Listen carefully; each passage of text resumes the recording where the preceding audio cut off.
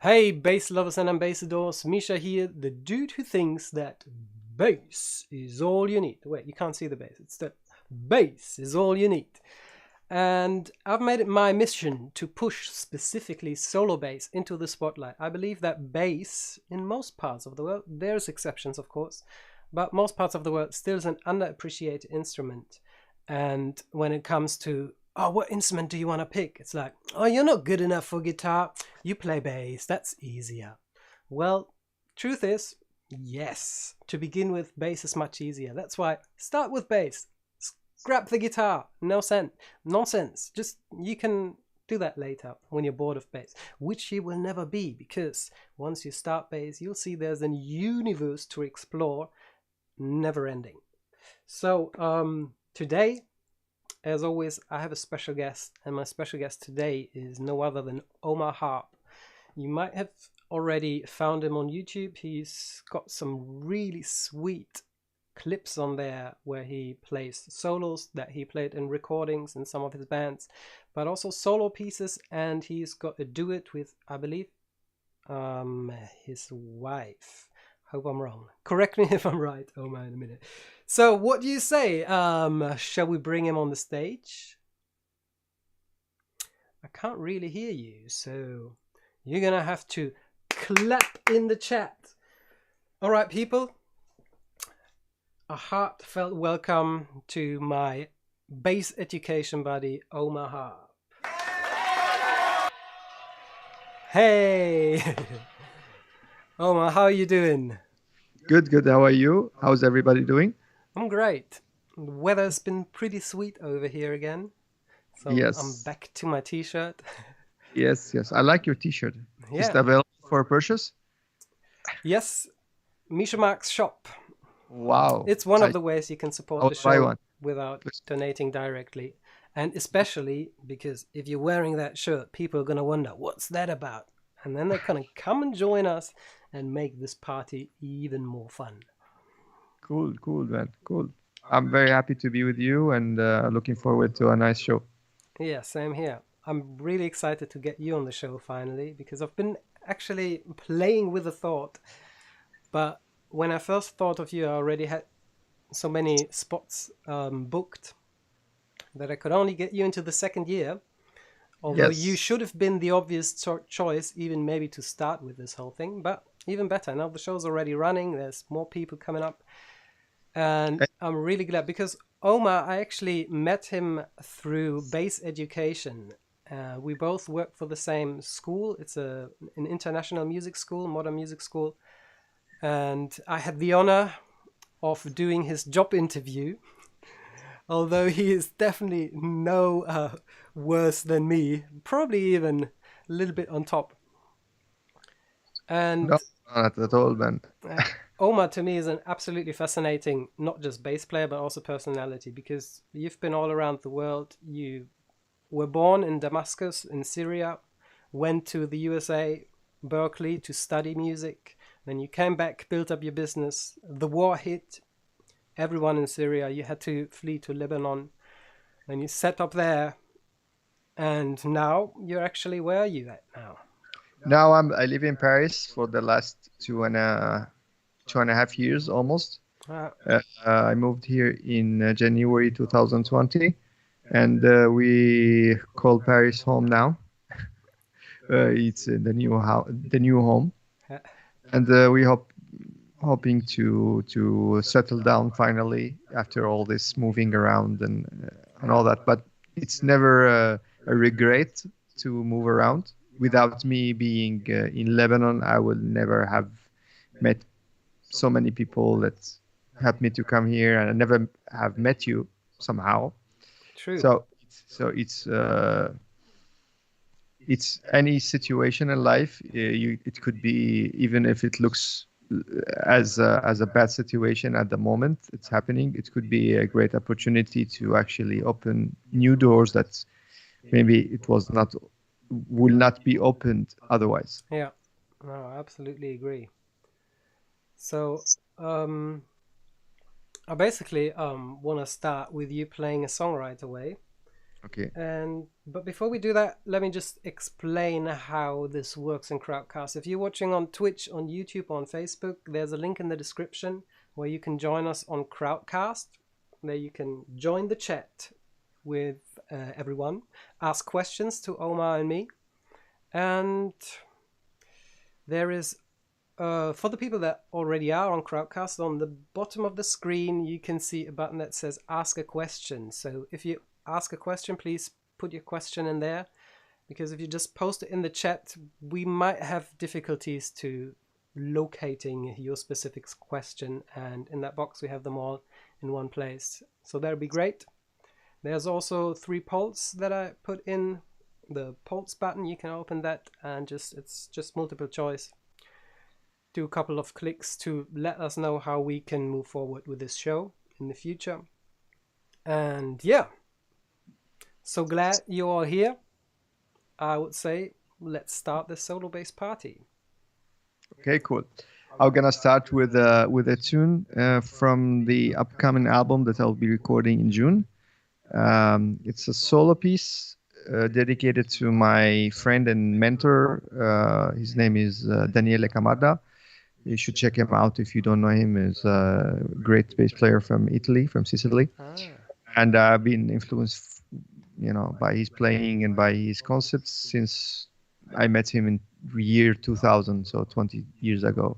I met him, and I've been taking lessons with him through the pandemic period, and just growing so much from just be listening to his ideas and his concepts. So this tune called For Daniele. Well, I will definitely check him out because I haven't heard of him.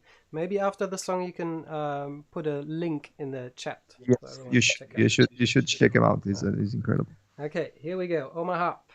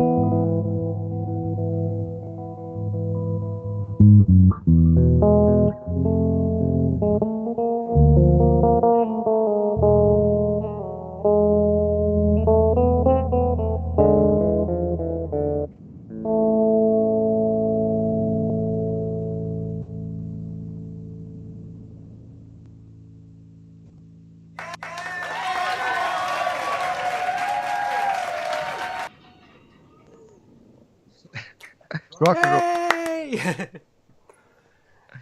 Great Yeah, man. man. Yeah. So this was it's actually a part of a suite.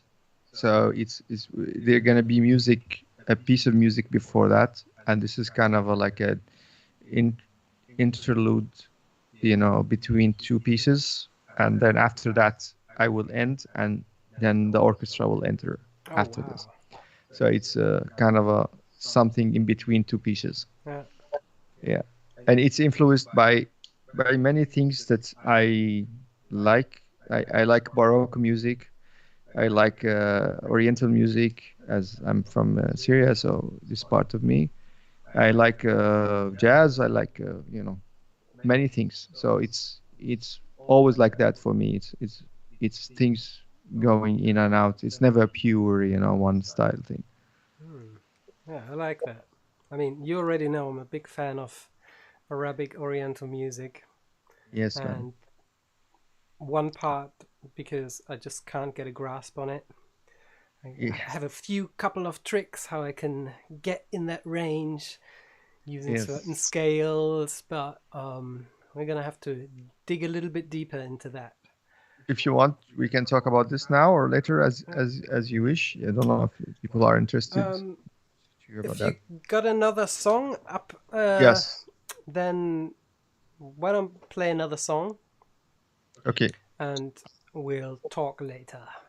Okay. Cool. All right, thank you.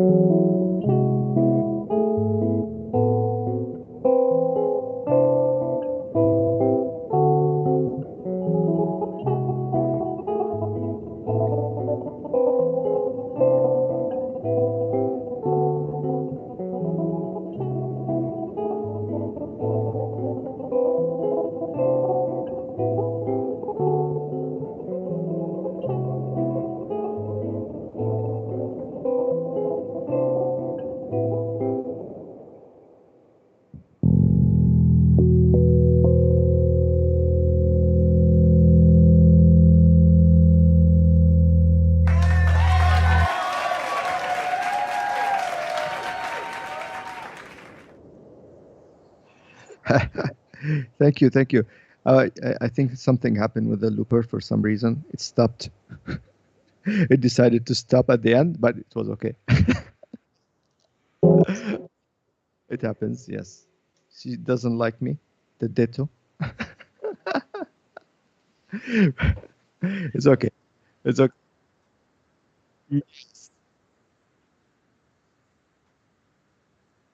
Yes. Yes. Yes.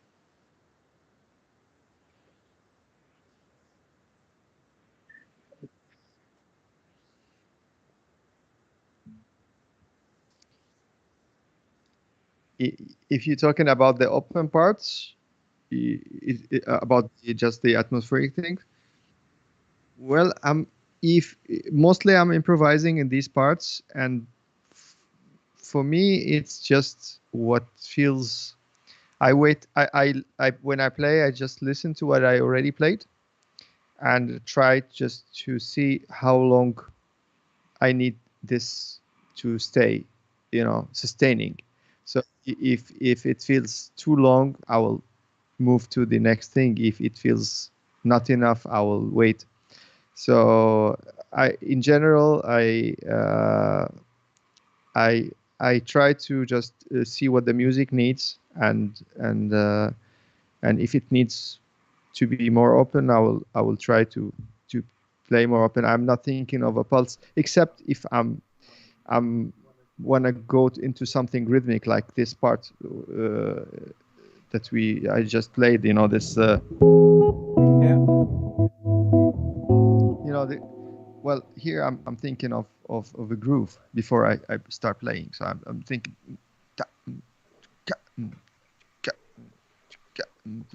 So I'm feeling that inside of me before I play. So if I want to play any groove, I try to sing it in my head before I actually. So if I'm gonna play like a, let's say, like a funky thing, like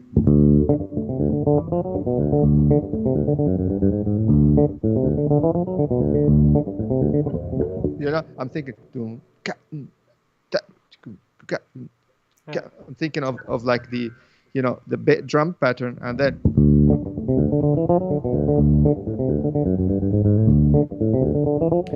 Would you say this approach makes the playing more intuitive and less yes, intellectual?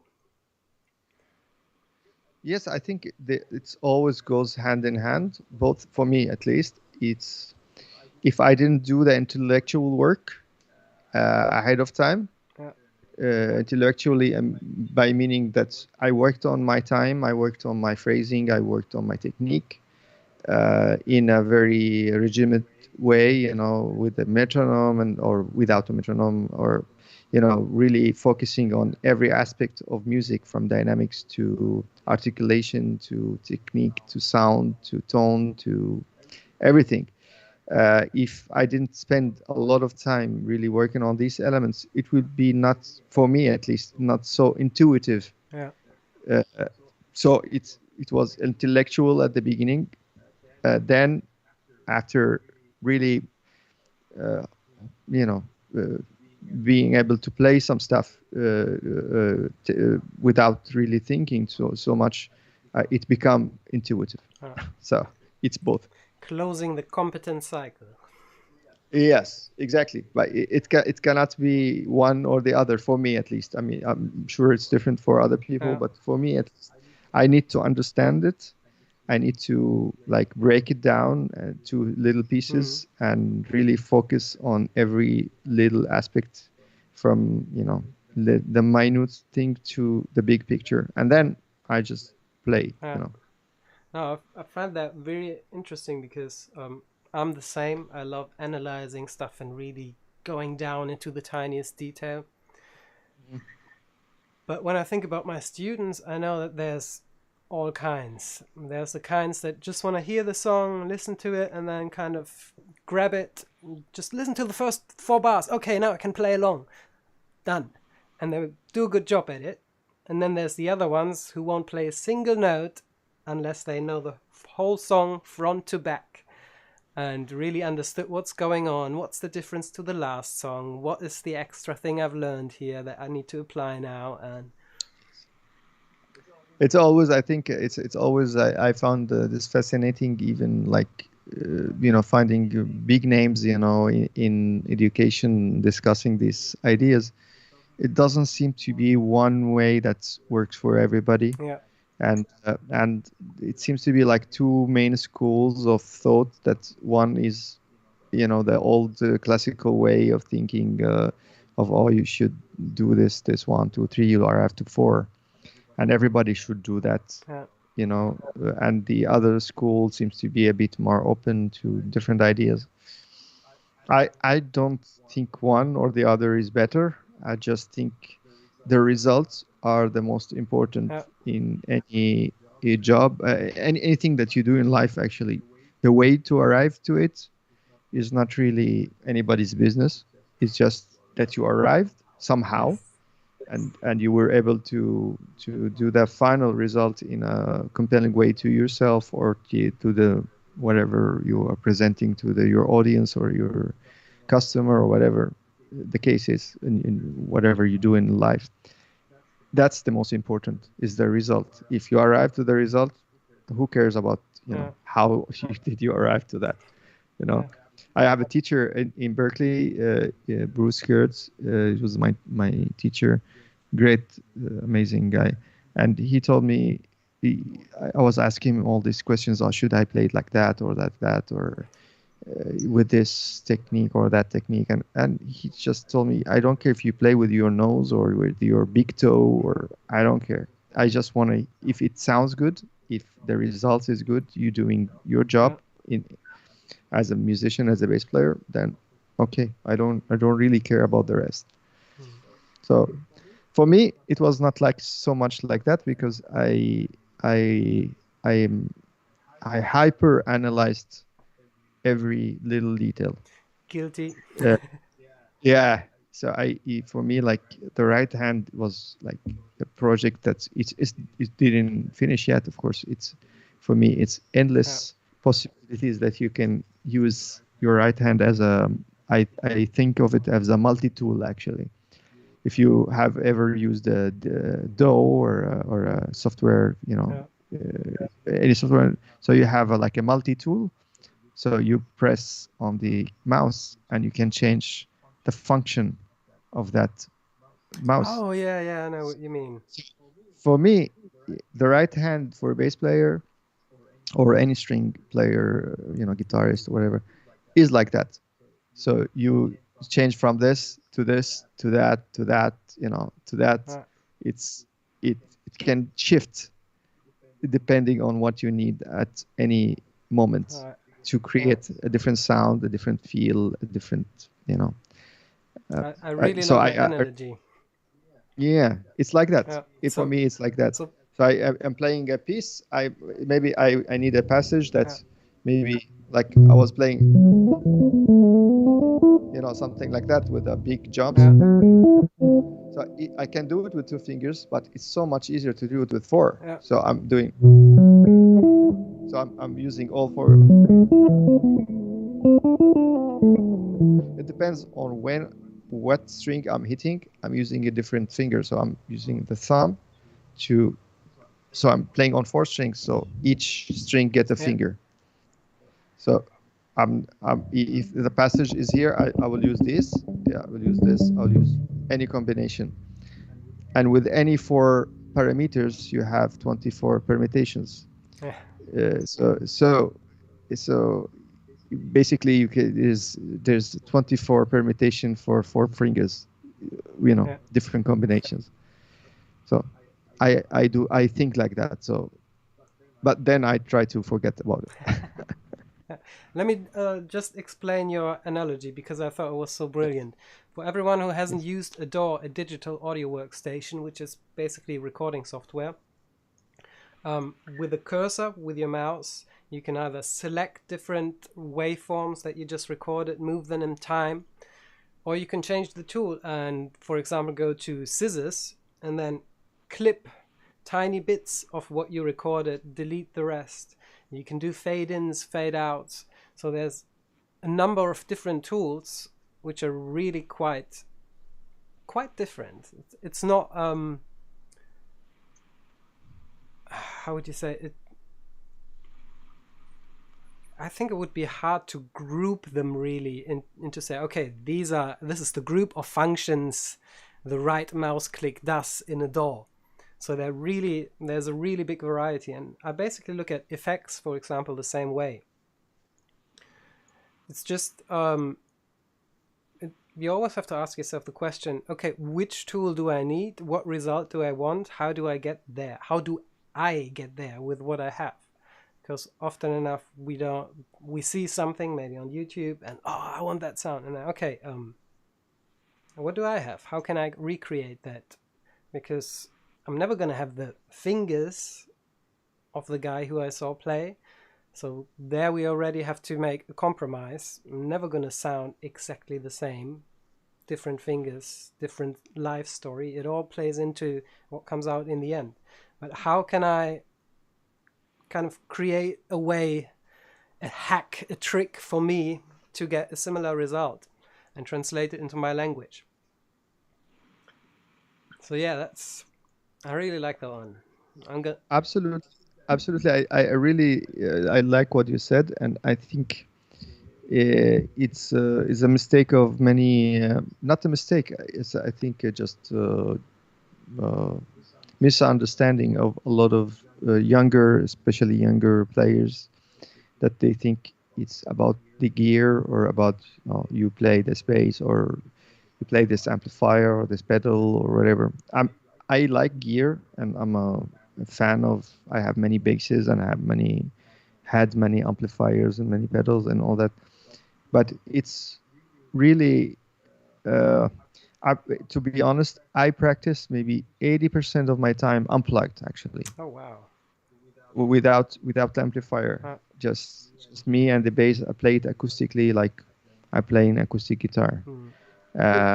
and try to get actually good sound just with the strings and the wood, and the fingers. And I think it's a good exercise for anybody who plays an electric instrument, Yeah. to try that, even if it's not like 80% of the time, but it's to have that part of your, to put this in your daily practice, just to play acoustically, Yeah. because you really connect with the instrument on a different level. The amplifier plays a big part of our sound, or the whatever you're connecting to speakers, or you know whatever the case, or the headphones. They, of course, it interacts differently, but I feel if you can get a decent sound acoustically, like you can get the bass to sing, like have the sustain sounds nice, the attack is nice, and you can hear everything clearly acoustically. Yeah. Then when you plug in, you probably will get you will have other issues, like, okay, there's some noise that you didn't hear, like squeaking Yeah. sounds and all that. Open strings But ringing. exactly, but the sound, the big, you will get. I play with extremely low action. I don't play with like a big high action. Play with light strings Yeah. and low action. Same here. It's probably too low for some people, but you still can get a good sound even with that, if you train your hands, especially the right hand, to actually do that, to create a good sound. Yeah. To have this as a target, not as, okay, I'm gonna just play this song and whatever my right hand is doing, I don't know. No, As long as I hit the you right have. notes. Exactly. No, it's actually a target. Yeah. So to create a good sound, like what a good sound is subjective, of course. What's good for you, somebody, is not great for other person. But wherever you want to create. So I like to play a lot of legato things. I to Because I like even the fretted bass to sound somehow fretless. Yeah. I try to make the fretted sound fretless, because I like that sound. It's connect with me somehow. But if I'm playing with a heavy metal band, which I like to play, I will have a really trebly with sound, with a lot of bass and distortion, and Yeah. I'll be playing aggressively, of course, because the music needs to that. But if you really work on your technique, on your right hand especially, even when you change from that extreme to other extreme, you can do that with ease and without injuries and without problems Yeah. in the hands. Yeah. So it's actually working, especially on the right hand, is for me is the very big thing Yeah. for a bass Yeah. The player. left hand. It's not. Yeah. It's the engine. Well, let me just for a second play devil's advocate here, Yes. because I just want to throw this out as a word of caution, practicing without an amp, because I had not just one, but at least two or three of my students, absolute beginners, telling me, oh, I don't have an amp yet, so I always practice without.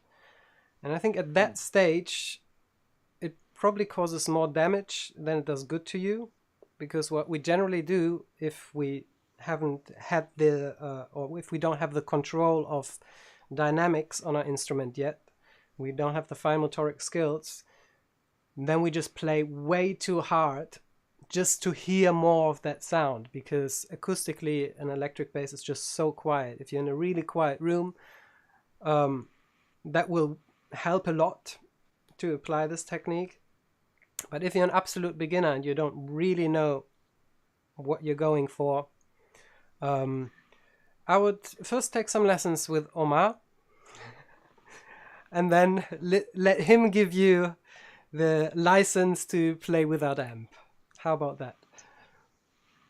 Yeah, it's what you say is absolutely right. But what I'm talking about probably is for a little bit more advanced player, Yeah. or intermediate to advanced player, just to have a part of your day with. I don't do this all I didn't do that all the time. I've been doing that for the last couple of years. So I've been playing since, I don't know, 28 years or something like that. So yeah, I didn't start yesterday. Yeah. So it probably doesn't work for a beginning, because he will try to play too hard. But just the idea to have this idea that it's an acoustic instrument before it's electrified, Yeah. and to really connect with the sound of the acoustic instrument, also not just always rely on the sound of the amplifier or the gear, and all that. Even for working on dynamics, it can be helpful, I think, to Absolutely. play acoustically. Of course, if you are an absolute beginner, and there's no way to play in a very quiet room and hear everything. Of course, the amplifier is a solution, or a headphone Yeah. amplifier or something like that. Mm. But for somebody who's a bit experienced, maybe and he wants to try that, it's I think it's not a bad idea. I even heard one time that even Billy Sheehan, like the rock, bass player, he practiced a lot acoustically. Mm. As Otillo Burbage, he practiced a lot acoustically. Many. I heard that in many places, but I was not really influenced by what they said. But I was doing that also. Uh, it's it have some benefits, I think. But maybe try it. If it doesn't Yeah. work for you, it's No, okay. I think also what most people maybe don't realize, I know all the amp brands tell you, oh, for the most neutral sound, we came out with this new head and this new speaker. The amp and the speaker shape your sound so tremendously. It really is not comparable to the acoustic sound. And as Omar said, just to get a feel of what is the sound of this instrument really, not hearing it through the filter of bass, of the amp or the speaker even. It really can be quite an epiphany if you do that for the Yes, first time. Maybe even with fresh I agree. strings where you get all the harmonics. Of course, of course. At the end of the day, we're not gonna play acoustically for the audience, so we're gonna practice on the equipment that we're gonna use. Uh, Uh, but even with that, I don't know if you're familiar with Dario Deda, the Italian bass yeah, player. I saw him a couple of years ago. He was playing with an semi-acoustic bass with Kurt Russell-Winkle. yeah, It's a hollow bass, but not like a big acoustic. It's like a very semi-hollow type of bass, yeah, and he was using a pickup, and he have a microphone inside. So he like injected a microphone inside this electric instrument basically, and he blends both the acoustic sound and the electric, and it sounds very responsive. The response for the fingers is very. It's like you're having a piezo basically, yeah. but more like the body. It's piezo in the body than like piezo on the bridge. Yeah. It's an interesting texture. I remember Uh, actually playing around with that when I was recording my album that's coming out in fall. Where just for jokes, when I was recording, put a mic right on the playing yes, position of the right hand and see. But in the end, I I did scrap that track. It didn't add anything that I needed or that I significant. felt would benefit the song. But Yeah. it's always great, just experimenting. This is also a way to uh, define your own sound, to find your own sound, because I think this is often if once you come to a certain level where you say I'm composing my own songs, maybe, or I play in a band where we compose our own songs, where you're not just covering stuff and Mm. imitating. Yes. There is a point where you wonder, okay, what makes me unique as a bass player? What is my voice? Because we all have different voices, just because physically, like speaking voices, and we all have that on the instruments as well. The thing is, especially in the beginning, but I would say even a lot of people that are quite advanced are not necessarily conscious of what their sound is. It Hmm. just is there. But the moment you become conscious of what am I doing different? Where do I sound different? Where do I make different choices than other players? that's where you can continuously make these choices and dig even deeper and really bring out your own voice rather than just kind of have it as an accident happen. Yes, yes. I agree with you completely. That's, about everything that you said. Uh, I saw something in the chat. Antonio is asking. He started with a guitar. He Oh yeah, likes both. He's focusing. Yeah, Antonio. I think. Well, the bass guitar is basically an instrument that's probably like 70 years old or something like that. It depends on when you decide it started. But if you consider like the 50s, the beginning of the electric bass, so it's around 70 years old. So it's a pretty new instrument. And to to to be honest, I think it's not really defined. Like it's called bass guitar or electric bass or whatever. If you call it a bass guitar, then it's a big guitar basically. It is a guitar. yeah, It is physically and so many aspects of playing the bass is closer to guitar than the upright bass. It's much more close actually to the guitar family and the lute and the oud. This family. This is part of why I play sometimes some stuff that sounds a bit more probably oriental or stuff like that. It's actually I found it's more close to that family yeah, to than to the like string instrument family like the cello and contrabass and uh, it's much physically like the yeah, way we are playing it like this or like that or it is a guitar. yeah. No, exactly. It have if have frets or not, it is coming from the lute, oud family. It's from that family. It's much more actually than the other way. Of course, when probably Leo Fender did, some of his first models, he have in mind to actually make the life of upright player a bit more easy to move, Yeah, the instruments replace the and to double be able to bass. play. Exactly. Which but really anybody who plays upright and electric, he will know it's a very big different instruments. Yeah, uh, and you have an upright, I'm sure you yeah, play that. It's a For me it's playing a piano or an electric bass is easier than playing electric bass and a contrabass.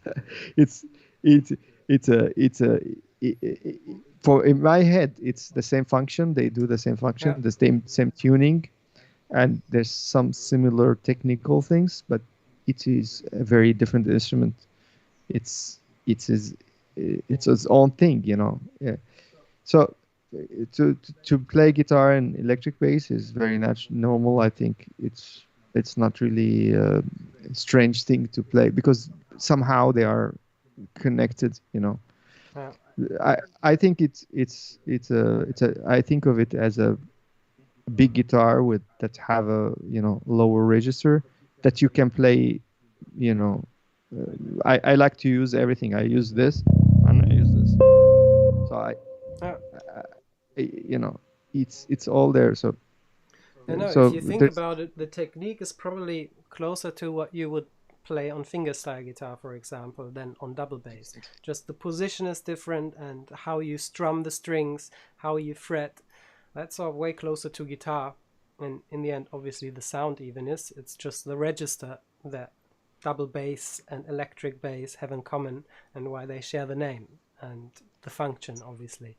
and the But function, yes, rhythmic uh, function and maybe the you know mm, so it's a different uh, instrument, but it's as close to the upright as is to the electric guitar or the acoustic guitar, so it's kind of in the middle. And you can do whatever you want. I think there's no defining factor. It's a new instrument, probably one of the youngest instruments that ever invented. That it's kind of a part of the culture, pop culture that we live in. So it can be many things, and mm, it could be a chordal thing. It could be melodic. It could be groovy. It could be sound effecty. It could. and it have a beautiful, I love, like, I think chord sounds on the bass sounds much better than on the normal guitar. You have I this. have a lot of people saying that. Yes, and I find a chord on a bass is like a big warm hug. yes, and the harmonics ring so beautifully Yeah. on the instrument, and you have this,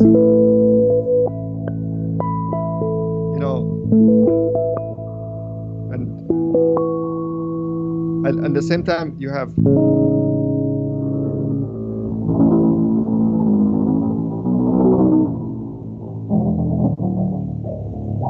So it's like it's all It's there, all there, exactly. high, the low, and you can actually, like,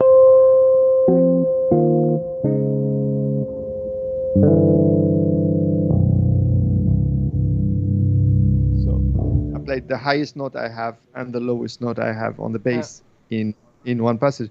It's all there, it's. I think it's a beautiful instrument, and really don't limit yourself by just one thing. Yeah. Just check out Let different me things. Different instruments.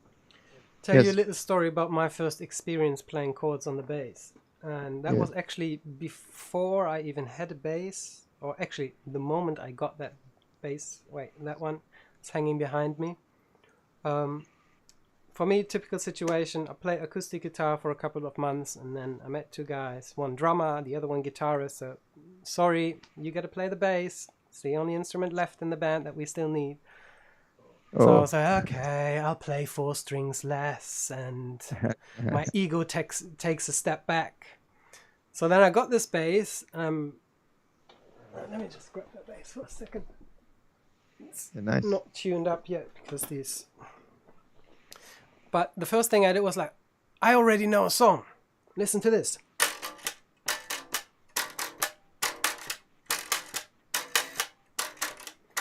And right away, the guy who gave me the bass, who was obviously a bassist himself, said like, no, you got it all wrong.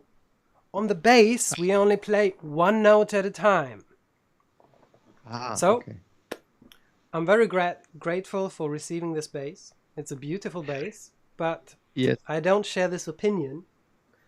And that's why I'm gonna dedicate my first song of the night to Ebi, who was the guy who gave me this bass first as just for trying out, just go and try it out, and then eventually he gifted it to me, so I'm forever in his debt. So yeah, this is for you. Magpie, by the way, is a composition from my first album, which you can find in my shop, mishamarksshop.com. Or if you are not into downloads or CDs, you can obviously stream it on any platform available. So, I'll just set everything up here. Okay, as I don't know if you all know, but I kind of not broke, but I had a little injury on my finger last week, so I didn't really get to prepare anything. I hope it won't show, even if I tell you in advance.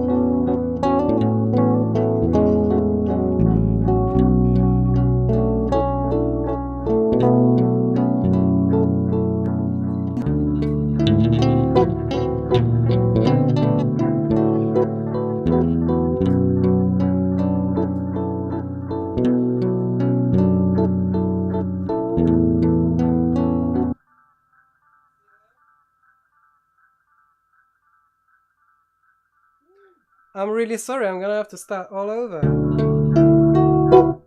This went really. I was on the wrong bank. Sorry, I couldn't have saved it. I'm gonna start all over. Just imagine I didn't do anything yet.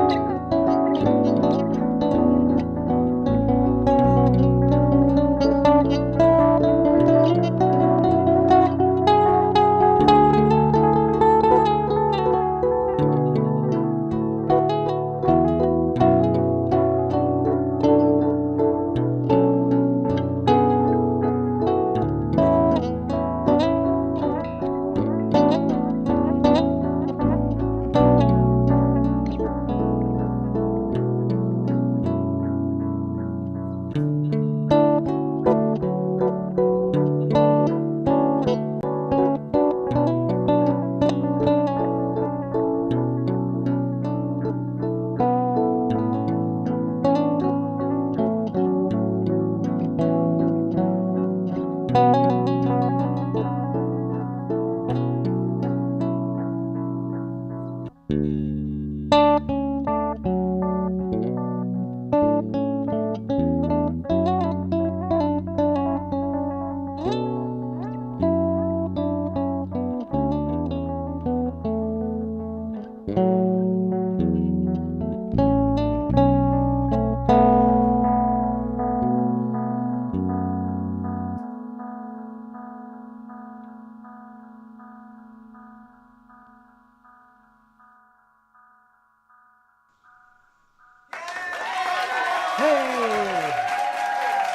Eventually I managed. Yeah, man. Sounds great. Thanks. So yeah, this was Yeah, man. actually the first composition I did with the loop station. I had this little, what was it called? RC30, I think. And like, yeah, just two The boss pedals. one, the red one. Yeah, that's Yeah, a good one. I mean, I would suggest or recommend to everyone who wants to get into looping, starting with something simple and just trying it out, because I've spent 2 to 3 years just using that one track looper, and if you really go wild with that looper, what happens is that basically, like in the olden days with tape recording, the track you record first gets quieter in the mix and quieter in the mix and quieter in the mix. So when you start layering 10 layers on top of each other, the first track disappears. And I think that was the point where I decided to, no, I need to level up with my looping. And I remember the first one that was serious called Boomerang or something like that. Boomerang. It was like John Scofield was using that, and it was a really cool looper, like with big memory. That was I'm talking about like 2002 or something. That's been a while, but that was like one of the first that you don't lose like the quality after you layer things. But it was a bit complicated with so many like things that you do with your feet, and I don't know. Yeah, for me, I use just the Ditto, the small. I'm not like experienced looping like you. You are like an expert in that. I just use it sometime, but it's a nice thing to have. Absolutely. It's a nice tool to practice. I think that with. was the initial inspiration, really, because my bass teacher just brought it to class and he wanted to sell it. Okay. So he showed me, and then you can, like, for example, if you, because I was just basically getting ready to study music and getting into jazz. It's like, look, for example, you can use Band in the Box, but then you always have to start your computer, which back then still took 10 to 20 minutes until that computer's really running, and then get your Band in a box and play with those really annoying MIDI sounds. Or you can use a looper, play the 2 chords that you actually focus on, and just practice going from one chord into the next. And you're there initially without any external devices. And that really intrigued me. Yes. Took it that day. No, it's a great practicing tool, and you can have immediacy in trying ideas, also to compose. To just this, you have the chord sequence or a melody or a groove, and just put it in, and then you see what you can layer over that. It's very immediate. You don't need to like record in a DAW and then have another track, and it's very like very intuitive and fast to work with, and it's a nice tool. I think everybody who interested in writing music or playing with himself, like in a for practicing and all that, it's a great tool. I think. I mean, one thing that starting to loop taught me was how beneficial it is to record yourself. And that's why looping in the beginning, it does definitely have a learning curve. First to just do the steps on time, and then also end your phrases so they're in sync with your foot and you don't cut off the attack of the first note or something like that. But it also right away initially throws back at you how your timing, how your dynamics, your articulation, and your phrasing, everything is. And you can't really deny it. While when you're just playing and listening to yourself playing, you only have that amount of focus left to actually listen to you because you're actively playing. But the moment where you're just listening to what you just recorded in the loop, that really tells you where you need to work at. Yeah. It's like a mirror. You know, it's like an immediate mirror, like in front of you. That's especially like with timing. It's a, you know, when you play a groove and to get it in time and to loop like correctly, it's not an easy it really task. Hurts in the beginning. You just have to push on through. Yeah, it's like yes. And it's nice to have also like the undo thing that you can actually undo the mistakes that you did, because I had looper, I think it was the TL4 or something like that from line 6. It's a delay pedal, green one, the big green one, and it have like a 14 second looping only in that, and but you cannot undo anything. If you made a mistake, you either start over or make it something else. There's no way to fix it. I'm not quite sure. Either I didn't know I had a redo function on my first looper, or it didn't have one. Because I remember also sweating like that every time I would perform. It's like, you better not mess this up. There's no way correct this. And funny enough, or ironically, now I have a looper that has the reduce button, but I was too deep in the so I had to restart it all, which is okay too. Everyone's still there. Everyone's enjoying the show. Okay, I would like to... Not a problem. I think I'm going to improvise something now, because as I said, I didn't really prepare anything. And I've been very busy editing video, mixing music, so I really haven't played a lot of bass lately. And jamming, improvising is always fun with a looper. So let's see what I come up with.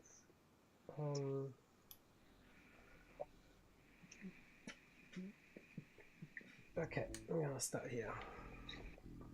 Oh,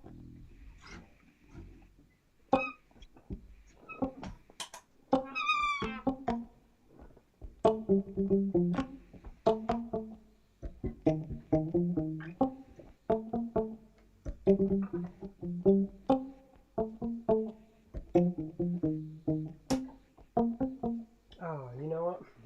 Let me change the bang.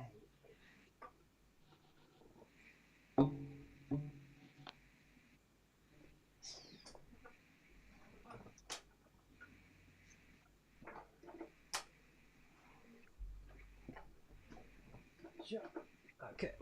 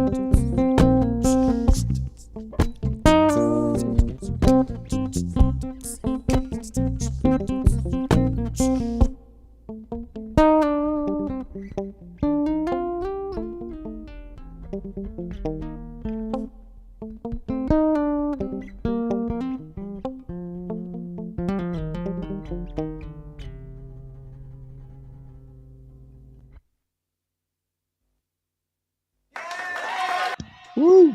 Hey!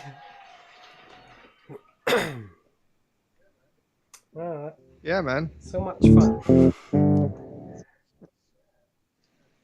Yeah, yeah, sounds great. I like the sound. You have a like a piezo Exactly. in that bridge. Okay, I can hear some like acoustic piezo thing in the sound. And believe it or not, So, I mean, you know it, yes, obviously, because we've already been talking about playing without an amp. The piezo sound or piezo, I'm not quite sure how to pronounce it. yes, That is way more true to the real sound of your bass without an amp. Okay. Yes. Yes. Sure. Absolutely. Because Sure. And you have two magnetics and one piezo I have on the two bass. magnetics and then I have a piezo for each string. So I could Okay. possibly Cool. mix them how I wanted, but uh, Ah. Wow. And you can actually does it no. have a MIDI too or no? But to be Okay. honest, Okay.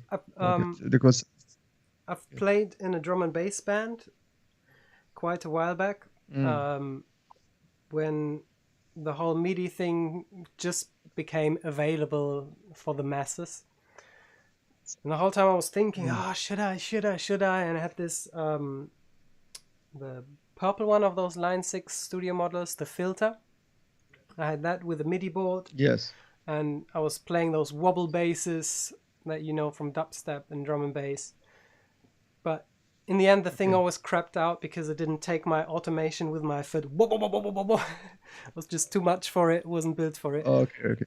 And I Okay. just, I don't know if any of you know Noisia.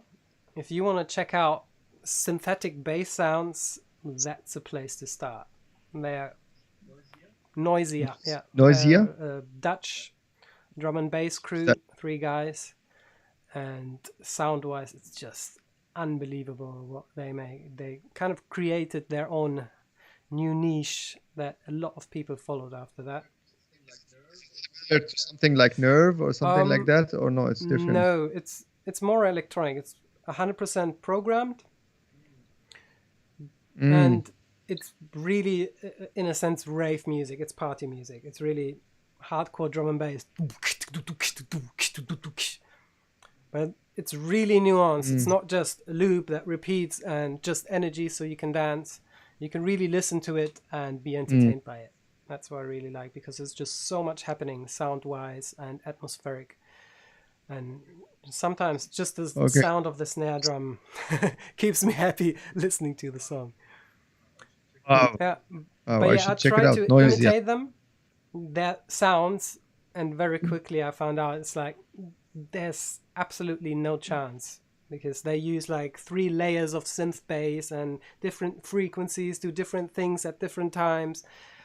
And then I decided, you know what, if Wow. I really want that sound, I better be playing MIDI keyboard, Hmm. because that's how I get the sound. Yeah. And just It makes more sense than exactly actually try push my to do bass that with a ego fake. aside and just say, okay, let's actually fulfill the job rather than please my ego.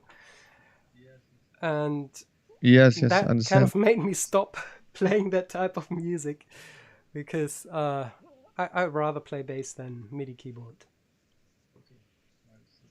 Okay. I understand. Yes, I think in some stuff like in like drum and bass type of thing, some guys like Tim Yeah, Lefebvre or even like Yannick Guizala or these guys like can create or John Davis, they can create like a really nice synth sounds with the electric bass, but it's not.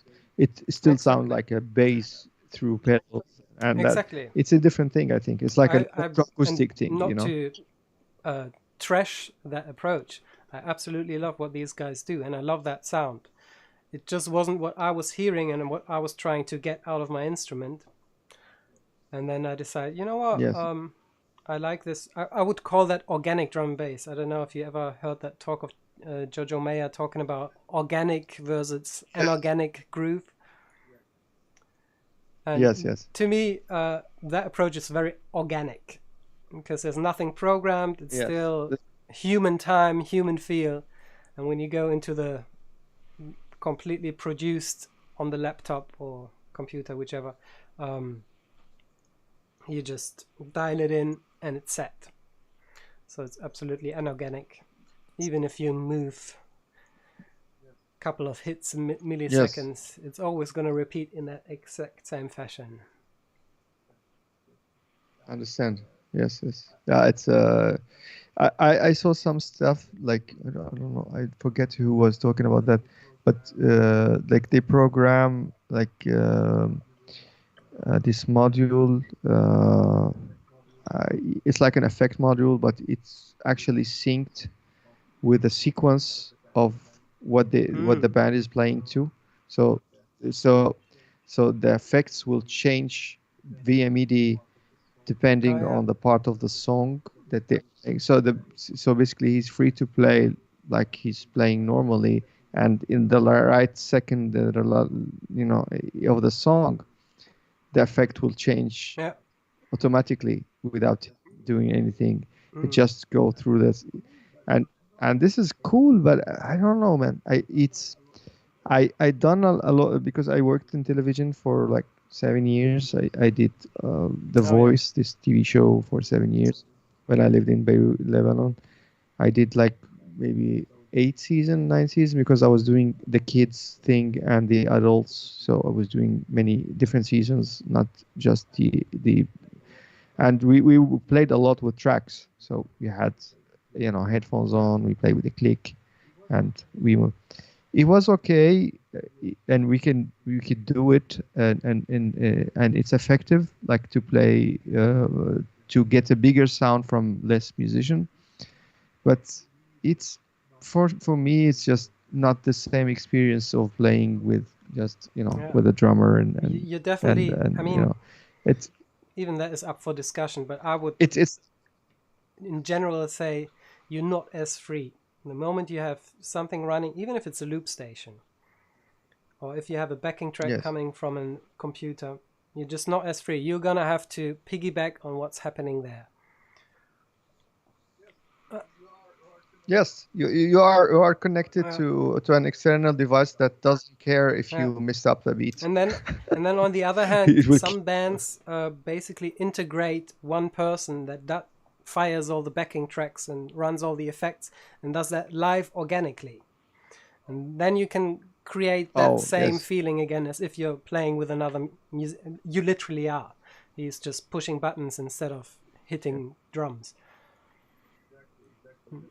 exactly. That's I think that they use actually to do this even in the 70s. Like they not backing tracks, but like for example, the pedal board will be of the guitarist will be like in the back, of the And then in the someone sitting backstage, there. and his road. Yeah, and his roadie will like know like okay, now he wants a distortion, so he will hit Yeah. the distortion. Now he wants but it's really like you have to really trust this Yep. person. You know, it's a big decision to put it in somebody else's hand, I think, but Yeah. it works. I know. I guess that's I've why it's talked still to there. the sound guy from Meshuggah after a show, and they're basically doing the same thing. They Wow. have all the effects run via MIDI. They have two computer systems running in parallel, backup if the first one fails, because that happens all the time with computers, right? At some point they overheat, Yes. something is not plugged in properly, or someone stumbles over the cable, or they're just having a bad day. They're pretty Yeah. But why they need to yeah, just to change the exactly. sounds, or to change the do they have No, backing tracks too? as far as I know, they don't use backing tracks. It's really just to switch Okay. the effects The and also the effects. guitars. Because, for example, he told me that when one of the usually when you have two guitarists and they're playing unisono, the same riff, you have one on the left speaker, one on the right side, same in the venue. But the moment one of them takes a solo, the rhythm guitar gets doubled and spread in stereo or mono eventually then obviously, and the solo as well goes mono. So they also have that switch from two Ah, guitars that are slightly organic to having okay. still two guitars on both sides when there's a solo happening. So it's like an Yeah, automated mix, basically, but live. So they automate the mix of the band, depending on exactly. the part of the song, just to keep the sound big Yeah, and full yeah, at basically all just trying to times. imitate what you did in the studio and now taking it to the stage. Exactly. And now with my new album, Wow. I'm going through the same process. That's why I got a new loop station, Wow. because some of the things just weren't possible with the old one. And this one gives me a lot more options to play with, but as you noticed, What is it? it's not automated competence yet. Okay. What model is this? What brand is the looper? Yeah, that's It's a the Boss. latest model, the RC600. Ah, okay, So cool, it cool. basically now has six Yeah. tracks, but I can also program a lot of things, and it finally has great sounding effects on it. And you can have track Wow. effects, and you have input effects, and you can decide if the input effect goes on all of the inputs or just on one input. And almost like MIDI mapping, you can program the buttons to do what you want them to do instead of just using the template. So yeah, I'm hoping Mm. to get my whole album to translate on this loop station, because I really went overboard with the Cool. tracks. Like, It's yeah, a solo bass album. It's gonna be only like a bass. just bass. Oh wait, no, I'm lying. There's Cool. two songs where I scattered a hi-hat, but the rest is all bass. Ah. Oh, okay, Uh, okay. That's great. I'm yeah. It's a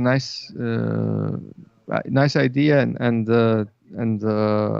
like Victor Wooten did this with like his first album, I yeah, think, like Show of Hands, right? He played everything like with the bass, and other guys also did that. But it's a nice idea. I'm going actually the other way. yeah, I'm recording in June, and I'm going like with strings and brass and mm, piano, bass, drums, vocals, the whole thing.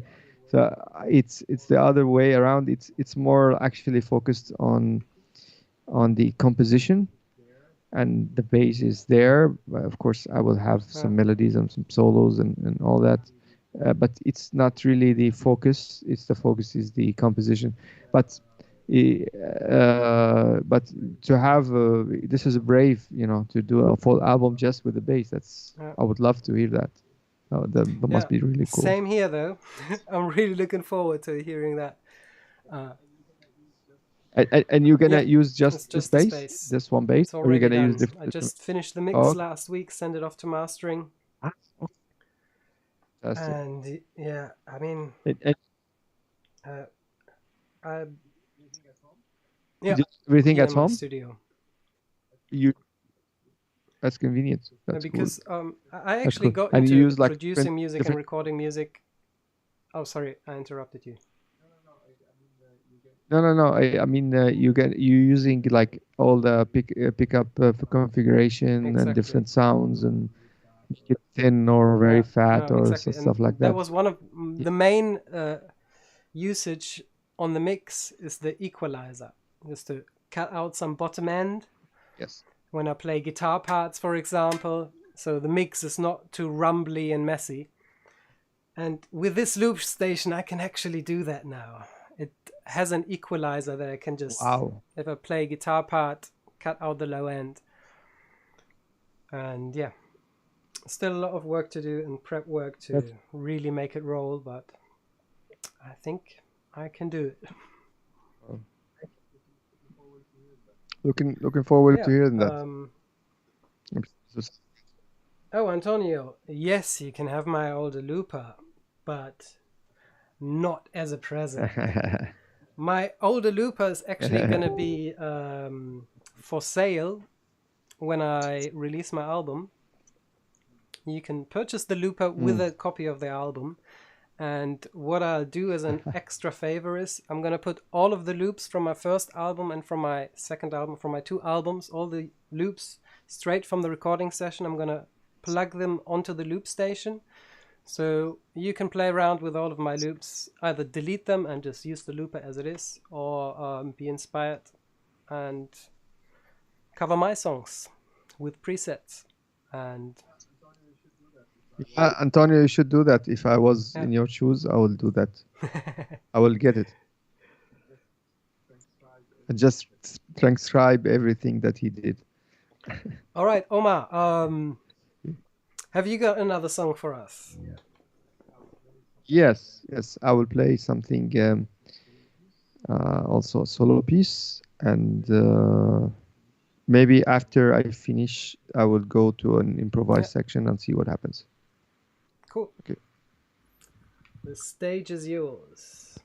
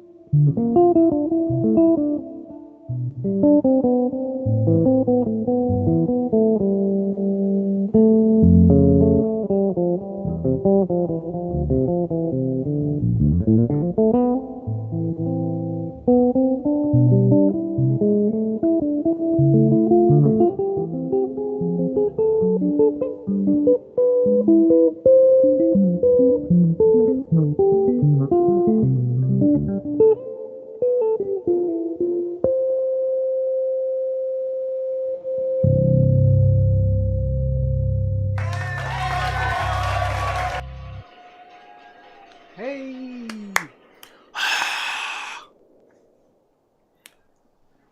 Yeah. That was a bit of a different sound. Yes. Where did that come from?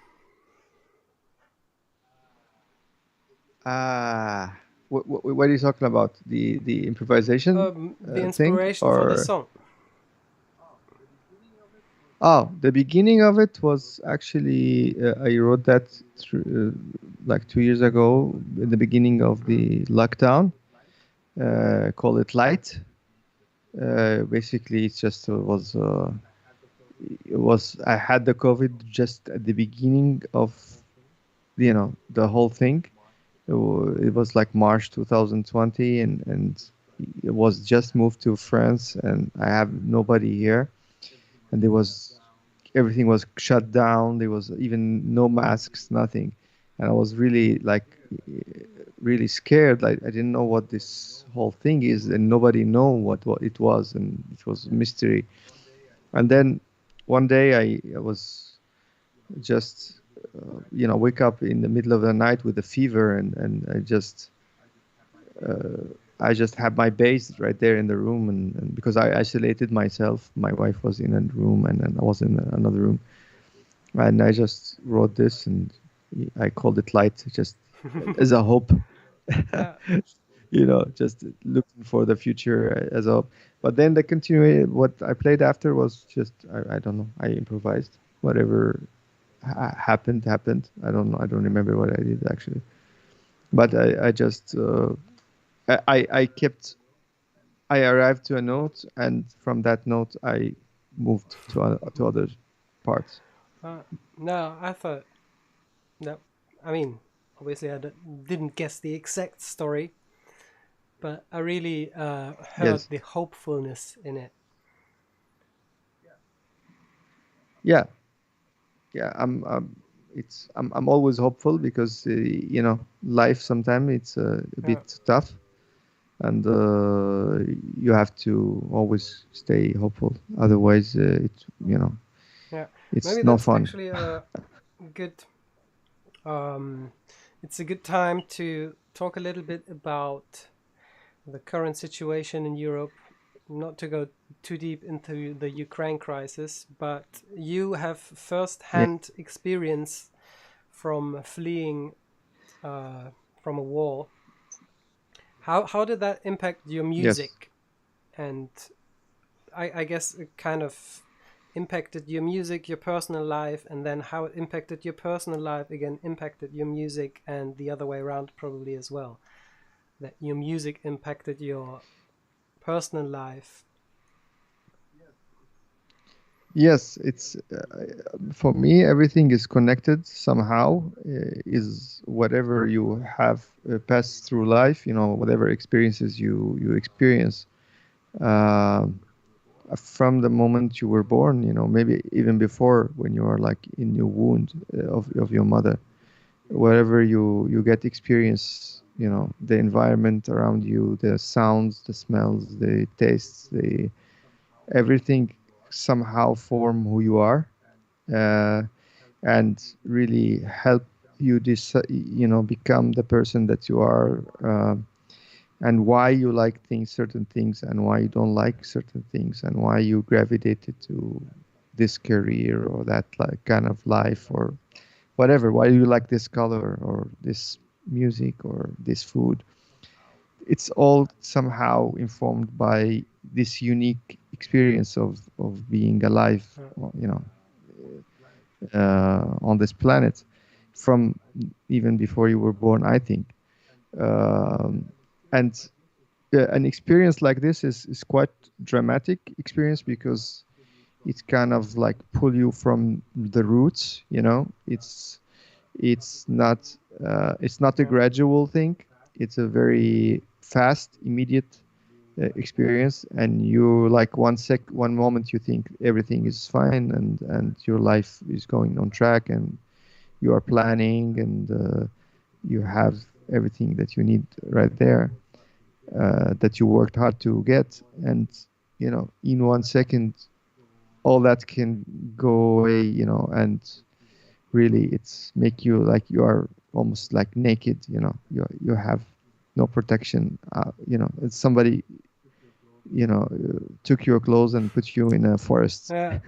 you know and you have to survive, and you have no experience in that before. It's a new experience, that you don't have life skills to survive this. Nobody told you that Yeah. this could happen, or nobody trained you to do that.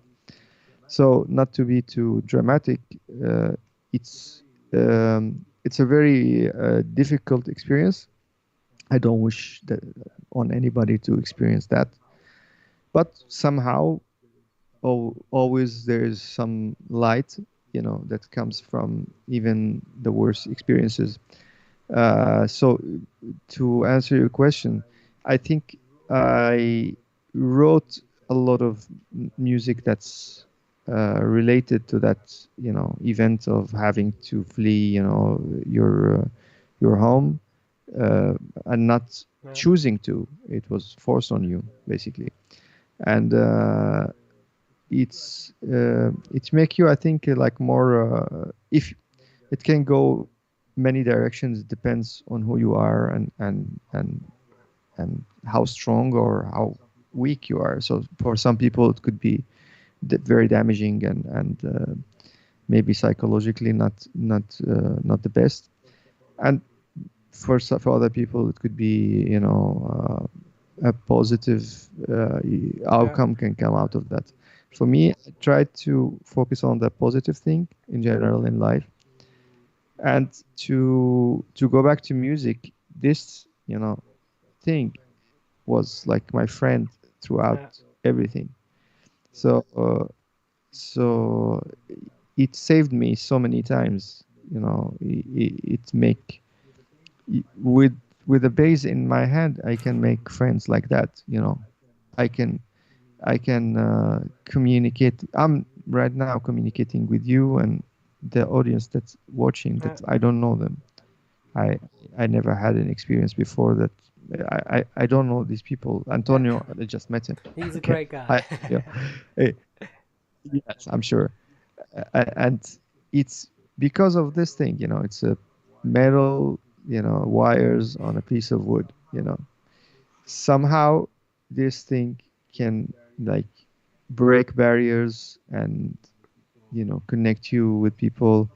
And it was somehow a lifesaver for me. I moved to another country. I moved to Lebanon after that, and it was with, I could live there. I could find a job easy. I can work. I can do that because I can play that.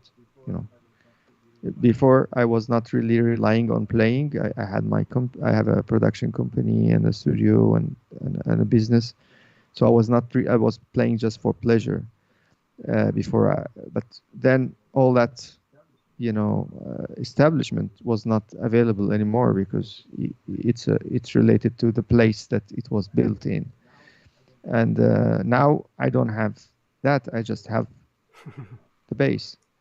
And this thing just saved me. I found the work. I was telling you about the job for the television thing. I was playing, commercial music, pop music with singers, pop stars, local singers, anything. And from that, I got the opportunity to come to France, and because I met some people that helped me to do that through playing music. And now I live in France, and I'm working here as a musician too, with Yeah. just this thing, you know. So we all like to have many things, in life, but sometimes with just this and Yeah. your experience and your passion to the music, Mm. No, that's it's exactly enough. why I'm asking, You can because I find often traumatic experiences like these make us aware of the essence of what we really need and what we should really be grateful for and appreciate. Because if we're living in our comfort exactly zone and there's no struggle, we just assume, as you described, that, oh, this is going to be here forever and I don't have to worry about anything anymore until the end of my life, until the end of the days. But the truth is, anything can happen at any time. And we often, when we're not aware of that, miss out the opportunity to appreciate what we have and what surrounds us in that moment. exactly, and you can see, like, no matter how big, you are, or small or famous or unknown person, or whatever, we all, at the end of the day, we are Uh, just humans, and we are fragile. We are very strong but very fragile at the same time, and we can, life is strange, and sometimes it throw you, hmm, a curveball here and curveball there, and it depends on who you are, and how you were somehow formed in life. You will interact differently to these things. But I would say just a positive thing. I think having music in your life somehow, uh, for anybody, even if you are not like professional musician, or this is your dream to be, the best, bass player or drummer or whatever, uh, just having this thing, is a blessing. yeah, Is a big blessing. Really, it's a comfort place that you can go to laugh, to cry, to remember, nice memories or sad memories or whatever.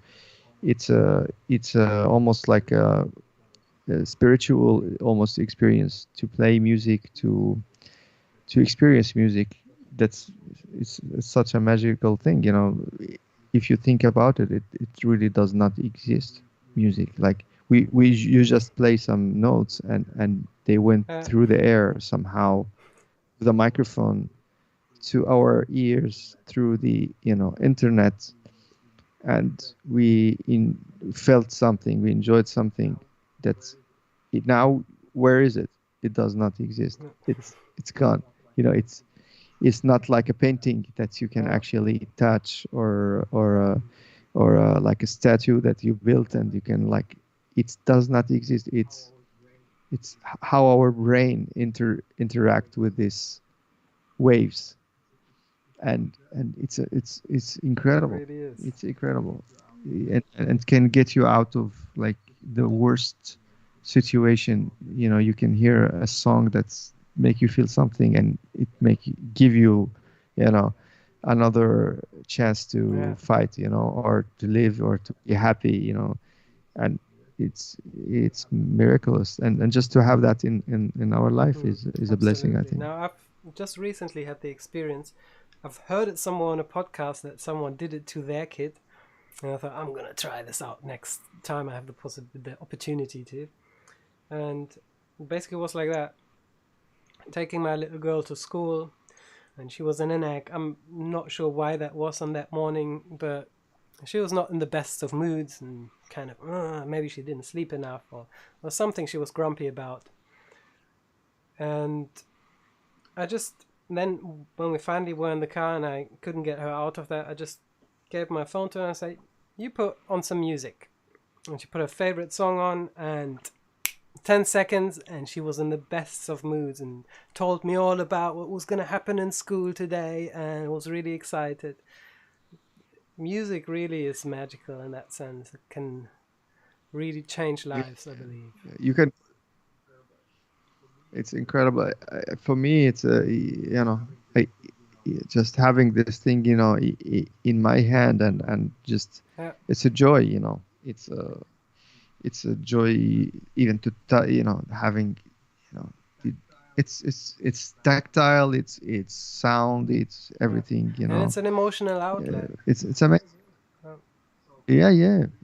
So really, like, if you are a bass player listening to this, and just keep this in your life, no matter, even if you don't want to be a professional player or whatever. If you decide to, okay, but if not, just keep yeah. this in your life somehow, even just to play a couple of times a week or a month, or with your friends, or your whatever. It will always be there for you, somehow. Cool.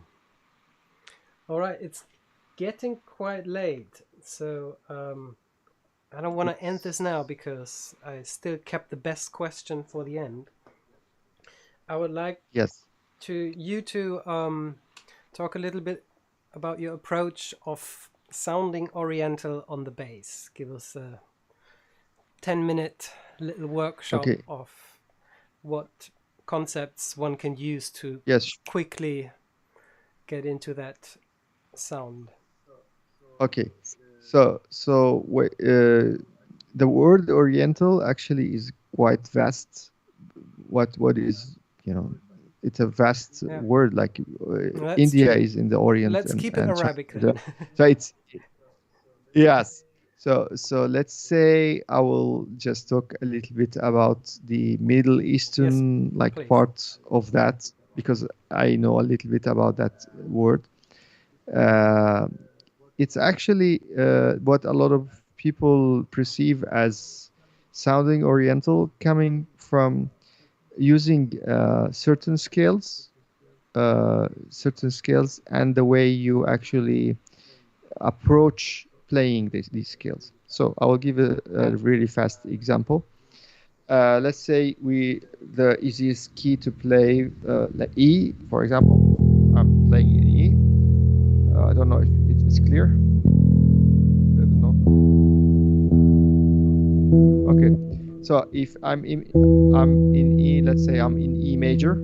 So I will play G sharp with that.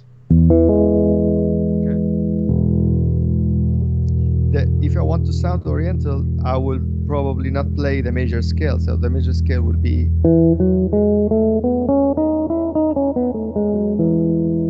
instead instead I will play something called Hijaz, which is basically the fifth mode of yeah. the harmonic minor. So I don't want to bug you too much with technical things if you are not harmonically, Educated.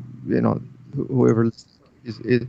uh, so it's basically, think of it as a major scale with uh, three different notes in that scale. So it's a E and F. Okay, so E, F, then G sharp. This is like the major scale. So I'm doing G sharp and A. So then the fifth, which is a B. Then this is very important note, which is the sixth. Instead of playing a C sharp, I'm playing a C natural. So, and then I have two choices. I can play a D or a D sharp, which is Yeah, like the major scale. So if I'm gonna play the major scale with two different notes, which is the second note is down half step and the sixth note down half step. So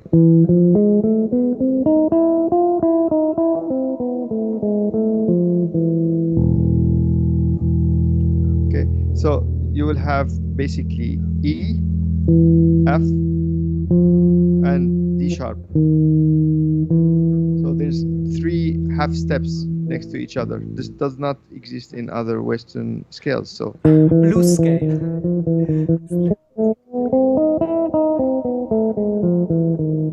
yes, but it's yeah, you can think of it as a blues thing, I think it's but quite the inversion, isn't it? The opposite, basically, because the root note is in the middle with a yes, harmonic 5, but it does and in not. blues, the Yeah, middle note is it, the it odd note out. so if I play a blues scale with these notes that you're saying, it will be B flat blues, which is B. But that's more Yeah. like a minor sound. That's actually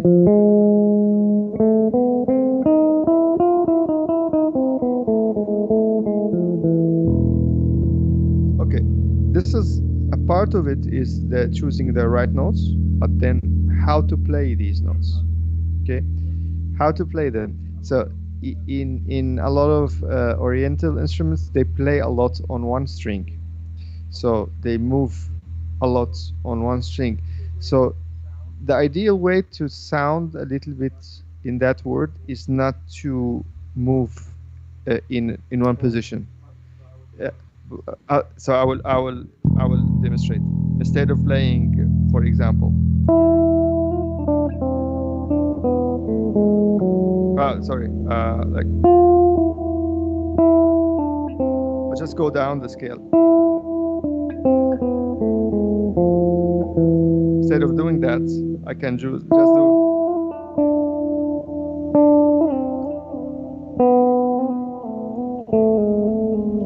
So I'm basically using the same notes, but I'm just moving on one string. So I will. So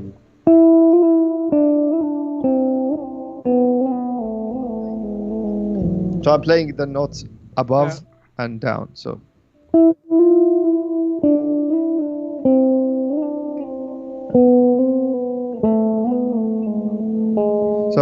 I'm actually just and the sound of playing on one string is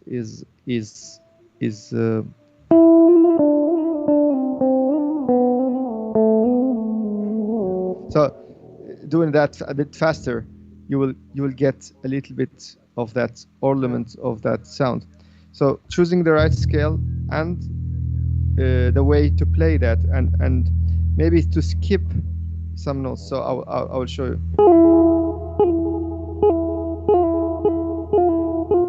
So I'm basically hitting higher notes, and then I'm in one move. I'm pulling off three notes.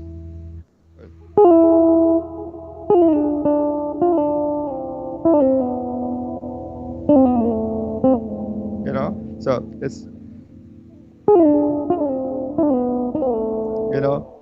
really fast, fast pull off or hammer on, and you can get a little bit of that in tapping. Also, you can actually like if you play three notes in the left hand, and you attack a note in the higher register in the same scale. So.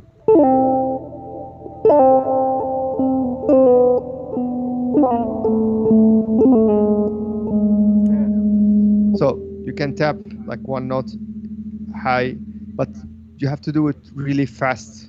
So it sounds like you are sliding, because most of these Oriental instruments like the oud, they don't have frets, so they are fretless.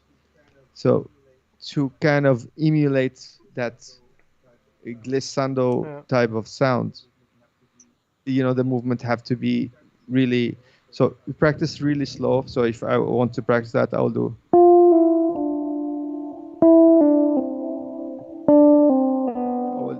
I will pluck one note and will pull off two.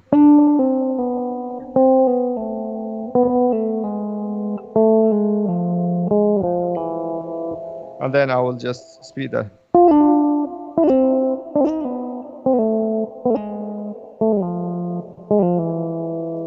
cool. something like that. Thank you so You know, much. yeah, yeah.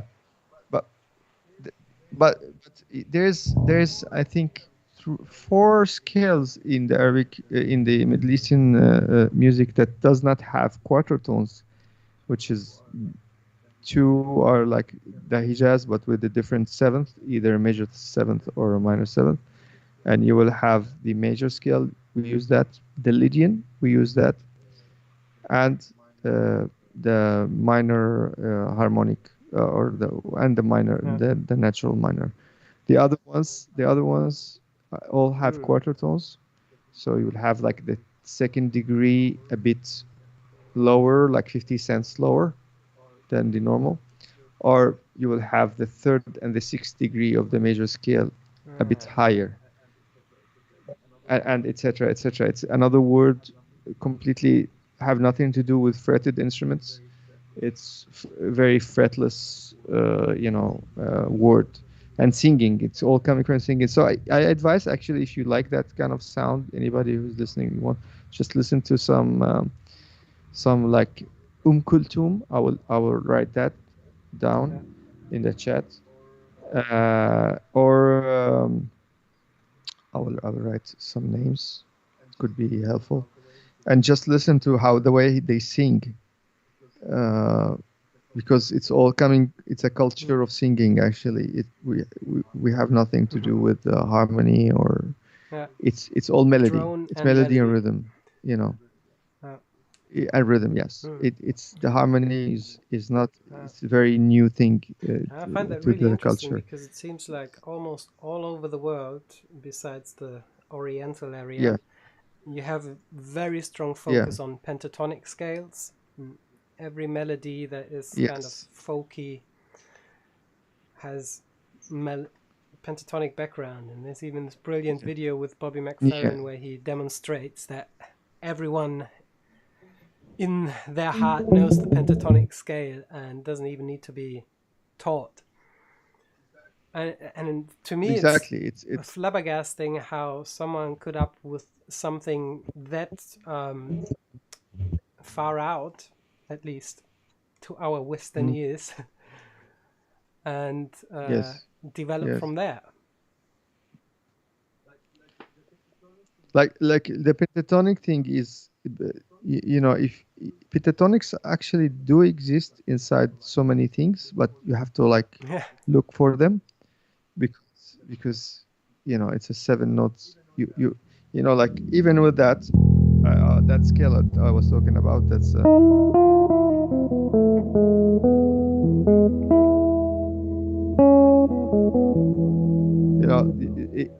it's somehow there, but maybe from the second degree from the F. So if I'm playing from E,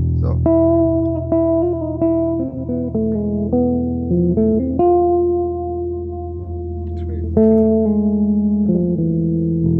so it's you can find a and you can build your own pentatonic too. It does not have to be the pentatonic, the major, the normal major or the minor pentatonic.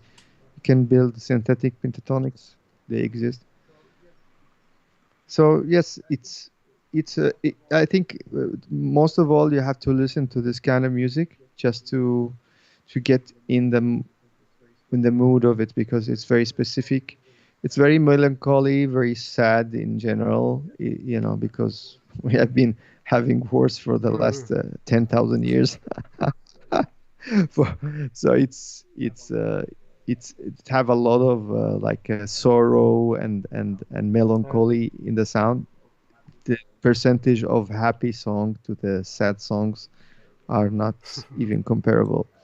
Uh, uh, it is what it is, but it's a completely different word that's as complicated as the Western system, or maybe more. I don't know, melodically.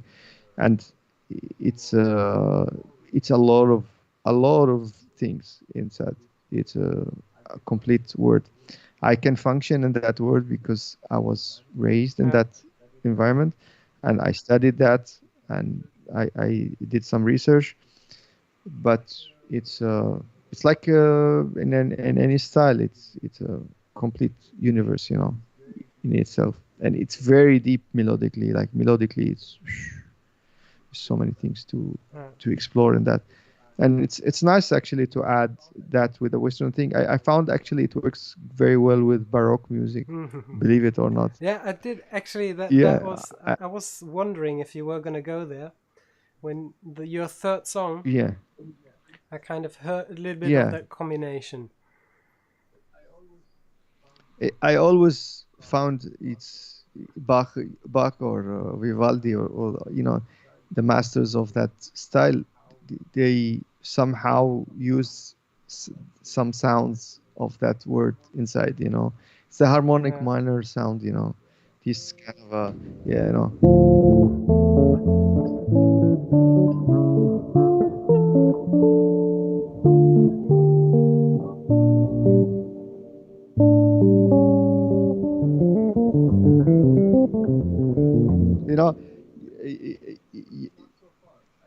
It's not so far. I wrote a tune that's it's kind of like I'm mixing the two words Yeah. inside. It's called Lines. You can find it online, and it's it's not so far.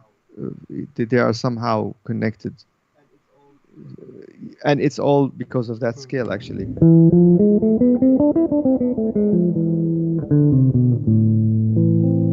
You know, it's that sound that's five going to one, I was just five going thinking, to isn't one. it ironic that the most used scale is called harmonic minor and there is no harmonies in that genre? Yeah, well they call it actually the minor one they call it nahawand, and the fifth mode that it's mostly Okay. used called hijaz hijaz. There's an application, very good application you can find, and you can listen to the scales with the quarter tones and without the quarter tones. It's called makamat. I'll show you. Yeah, put it in the chat. It's I will definitely check that out. yes, I will, yeah, you can find like demonstration of every scale and the way because they notate like if you have a quarter tone, so you have a flat and you have a Yeah.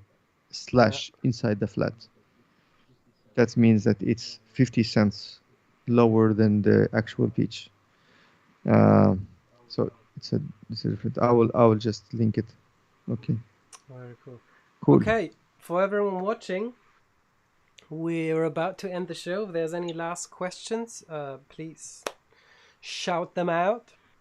And it would be really lovely if we could get a couple more answers on the polls to see where we're heading with Mission Based Live. I really appreciate that. It's really just 3 clicks. And if there are no further questions, I think I'm gonna play us out into the night. Thank you so much, Yes. Omar, for joining us tonight. Thank you so much. Thanks for everybody who joined. And Where can people the find you? pleasure Where are anytime. you most active? Uh, I I am on Facebook. I am as my name Omar Harb, and I have a page that was for my business thing. It's called Next Tone, but I put a lot of my stuff there too, called Yeah. Next Tone Studios.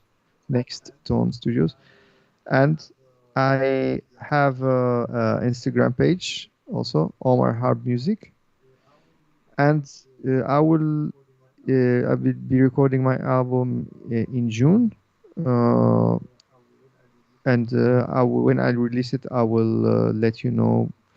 Maybe we can work together to advertise Absolutely. some stuff Yeah, no, I will to definitely save yeah, that to my and email list. there will be videos, documentaries, a lot of things, a lot of bass stuff, a lot of Great. music stuff, you know.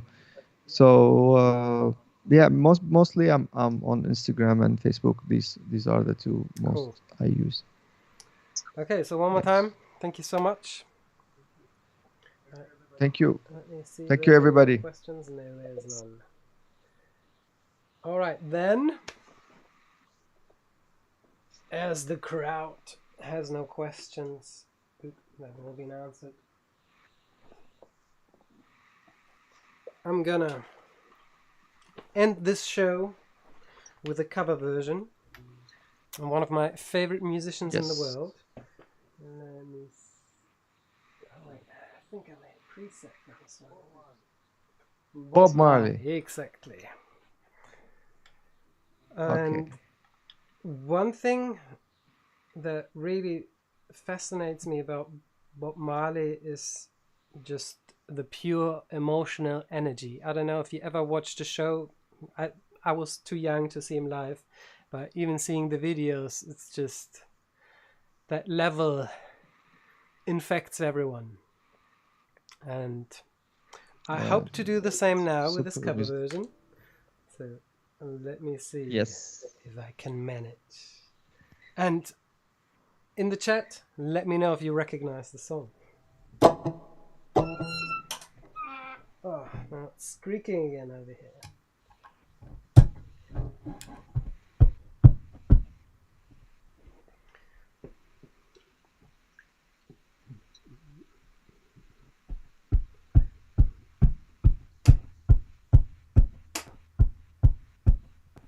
Oh. See, there was one of those cutting off the first note. I'm gonna switch to music mode now.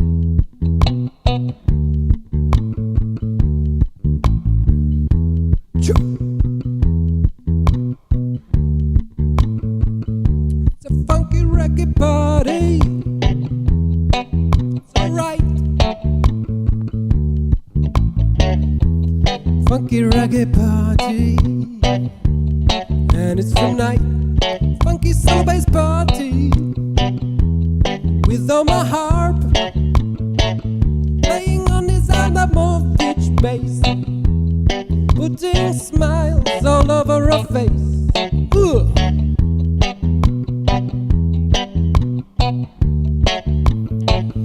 It's a funky reggae party.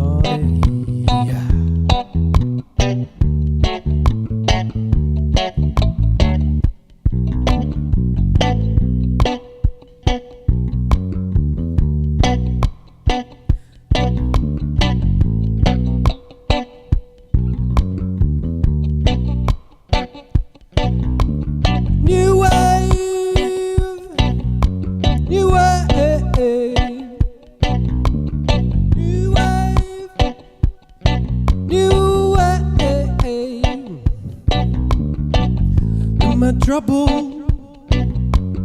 Mention our trouble. Let me pull up the lyrics so I can sing a song for you. A tip from a gypsy. She say your man got tipsy.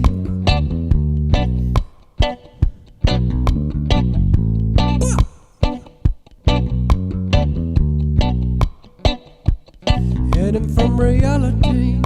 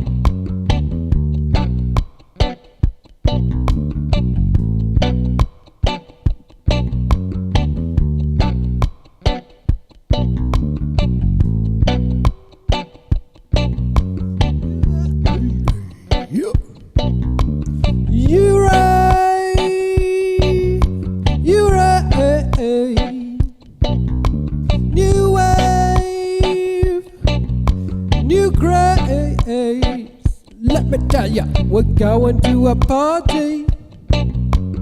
Hope you are hearty, 'cause there's a funky soul bass party with Omar Harb and Misha playing for you.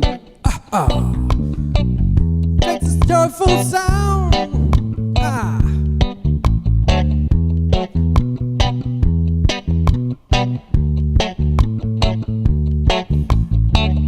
Makes a joyful sound to make the world go round.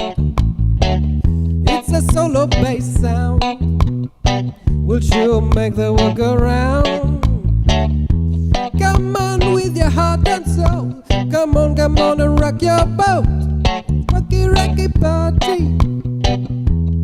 And it's tonight. It's a funky solo bass party. And it's alright. We're having no more trouble.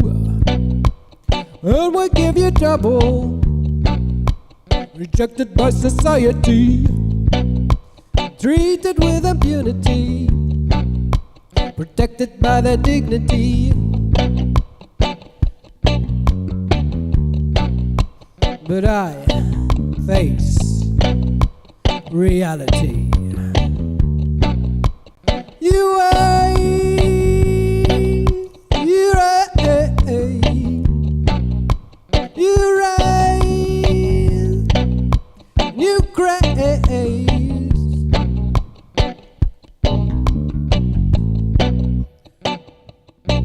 So, originally this song is about punk music and the new wave of punk music. I'll translate this into the new anthem for solo bass, the new wave of bass players. So, I hope you'll join us on the future episodes of Solo Bass. Next month we'll have Lars Lehmann from Germany, actually my first bass teacher. And then we have some more after that. But I'll let you know in time. You raise, you raise, new wave of solo bass.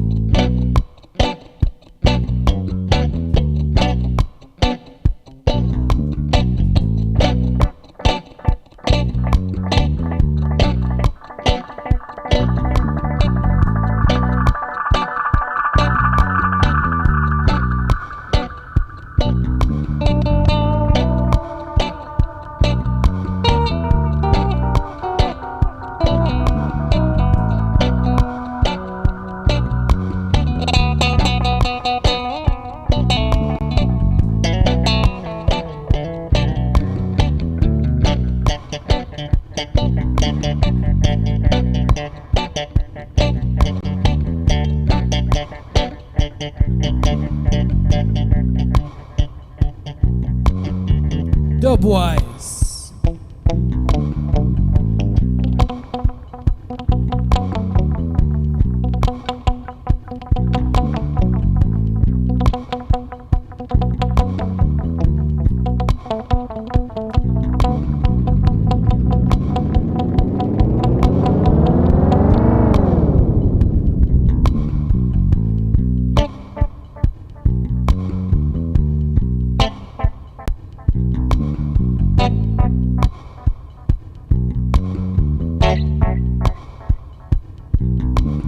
New wave.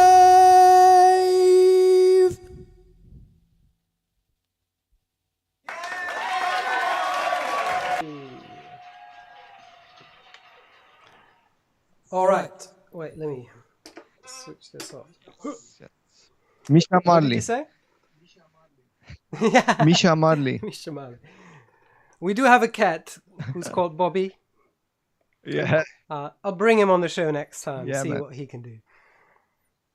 But yeah, Yes. but now that you say it, I don't know why. Yes. I really love singing, but for most Yes. singers that I try to imitate, it just doesn't pan out, and I don't really have a grasp of my voice of that good of a grasp of my voice to say, I just need to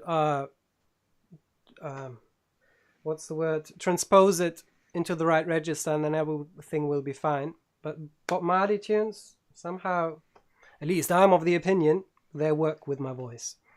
It's in your blood. It Somehow it's in your blood. It's natural. it feels natural, exactly. I wish I can sing, man. If I sing, I will like empty the room. You know, maybe I can use this talent just at the end of the at the end of the show, just so Yeah. people will leave fast. No, it's horrible. You don't want to hear that. Yeah. I prefer Yeah, to sing no, on the bass. that is always going to be the number Yeah. one. All you need is bass. Yes. And But it's when I'm alone, I sometimes I sing what I want to play, but I would never do that in Yeah. in front of people. Yeah. It would be maybe I can, maybe it's something I need to work on. I don't know, but I feel it it's took me 10 scary. years, and actually the approach that kind of warmed me up to it was singing along with my soloing, but so basically just spelling out my ideas with my mouth while I'm playing them instead of just keeping them in my head. And there you can still kind of hide behind the Yes. bass. It's just like an accompaniment, like an effect that you put on top of your bass, and then slowly get used to your voice. But Yes, man. I know. I need I don't know. I'm 43 now. I don't know when I will sing. My career will take off at yeah, when you 66. get that I will start rasp in your like voice. ah. I will sing to 80 years old women. I don't know. Let's see Okay, what everyone. happens.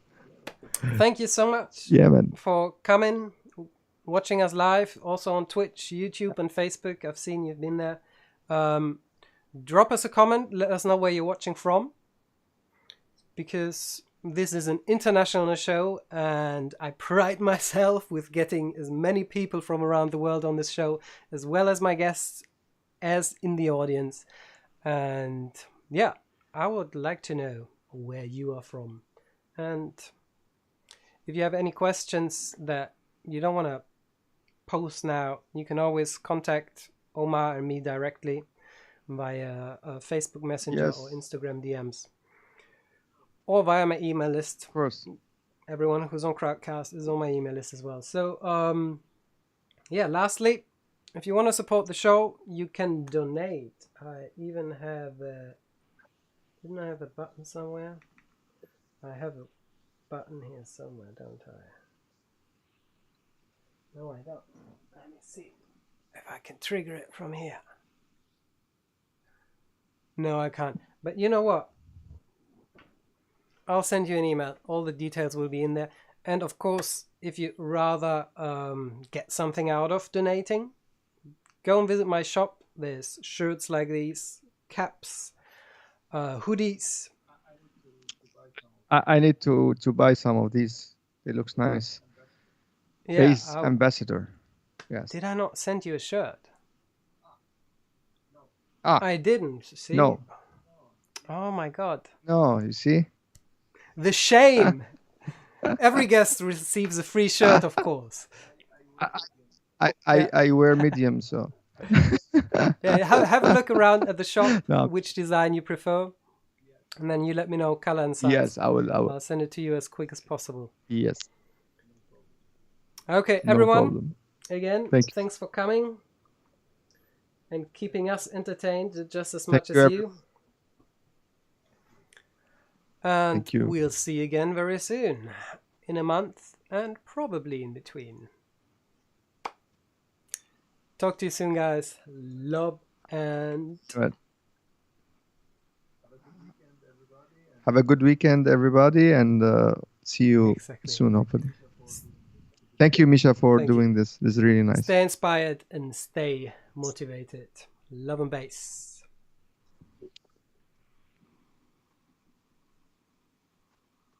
And we're offline. Just